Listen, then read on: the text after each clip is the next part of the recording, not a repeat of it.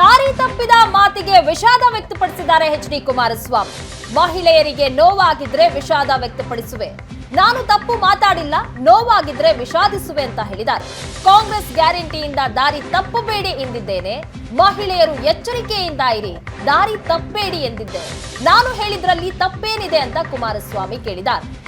ಮಹಿಳೆಯರಿಗೇನಾದ್ರೂ ನನ್ನ ಮಾತಿನಿಂದ ನೋವಾಗಿದ್ರೆ ವಿಷಾದ ವ್ಯಕ್ತಪಡಿಸ್ತೀನಿ ಅಂತ ಎಚ್ ಡಿ ಕುಮಾರಸ್ವಾಮಿ ಸುದ್ದಿಗೋಷ್ಠಿಯಲ್ಲಿ ಮಾತನಾಡಿದರು.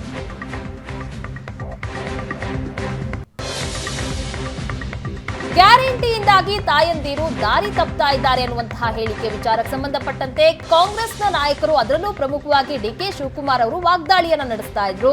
ಮಾಜಿ ಸಿಎಂ ಎಚ್ ಡಿ ಕುಮಾರಸ್ವಾಮಿ ಅವರ ವಿರುದ್ಧ ಈಗ ಎಚ್ ಡಿ ಕುಮಾರಸ್ವಾಮಿ ಸ್ವತಃ ಸುದ್ದಿಗೋಷ್ಠಿಯನ್ನ ನಡೆಸಿ ಅದಕ್ಕೆ ಸ್ಪಷ್ಟನೆ ಕೊಟ್ಟಿದ್ದಾರೆ. ನಾನೇನು ತಪ್ಪು ಮಾತನಾಡಿಲ್ಲ, ಆದ್ರೆ ನೋವಾಗಿದ್ರೆ ಹೆಣ್ಣು ಮಕ್ಕಳಿಗೆ ವಿಷಾದವನ್ನ ವ್ಯಕ್ತಪಡಿಸ್ತೀನಿ ಅಂತ ಹೇಳಿದ್ದಾರೆ.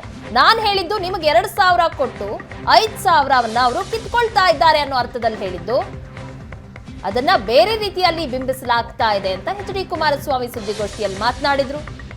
ಮಹಿಳೆಯರಿಗೆ ನೋವಾಗಿದ್ರೆ ನಾನು ವಿಷಾದ ವ್ಯಕ್ತಪಡಿಸ್ತೀನಿ ಅನ್ನುವಂತಹ ಮಾತನ್ನ ಹೇಳಿದ್ದಾರೆ.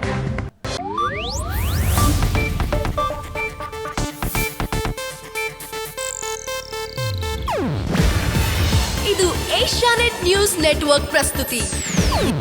ನೀವು ನೋಡ್ತಿದ್ದೀರಾ ಏಷ್ಯಾನೆಟ್ ಸುವರ್ಣ ನ್ಯೂಸ್.